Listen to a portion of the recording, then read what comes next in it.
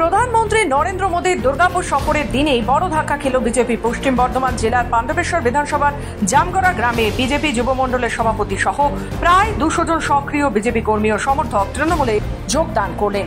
স্থানীয় তৃণমূল বিধায়ক নরেন্দ্রনাথ চক্রবর্তী তাদের হাতে দলীয় পতাকা তুলে দিয়ে স্বাগত জানান।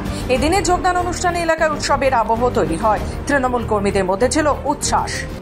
আমরা রাজনীতি করতে এসেছি মানুষের উন্নয়ন করার জন্য, আর মানুষের শুধু ছবি তুলে ফেসবুকে পোস্ট করার জন্য নয়।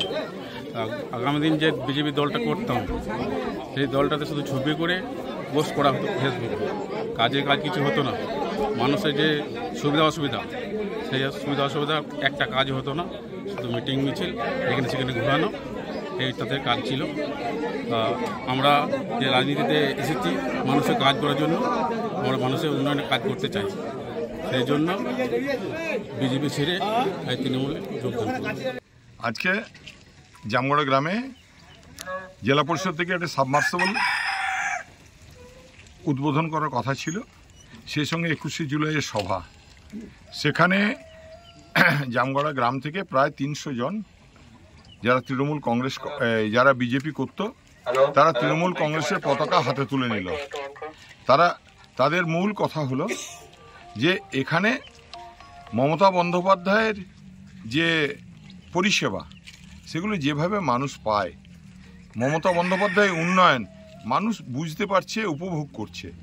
তাই আজকে তারা দিনটি বেছে নিয়েছিল, আজ মোদির সভার দিন।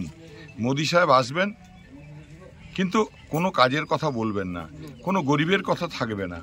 গরিব মানুষের 100 দিনের টাকা বন্ধ হয়ে গেছে, গরিব মানুষের মাথার ছাদ মোদি সাহেবরা বন্ধ করে দিয়েছেন।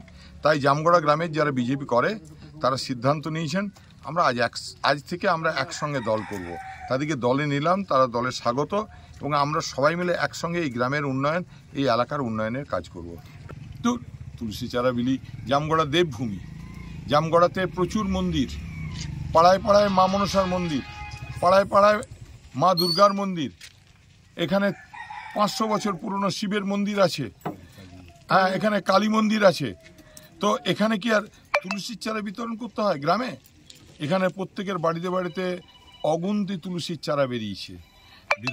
প্রাক্তন বিধায়কের যদি দরকার হয় তিনি এখান থেকে নিয়ে যাবেন। এখানে তুলসীর চারা মানুষকে দেওয়ার প্রয়োজন নাই। এখানে মা তুলসী মাথায় আছেন, হৃদয়ে আছেন। তুলসী নিয়ে রাজনীতি করতে এসে 4.5 বছর খবর নেই, আর তুলসী চার নিয়ে গায়ে সেধানোর চেষ্টা ও সিন্ধ কাঠিয়ে আমরা কেড়ে নেব। দুর্গাপুর থেকে নিজস্ব প্রতিনিধি রিপোর্ট, খবর বাংলা।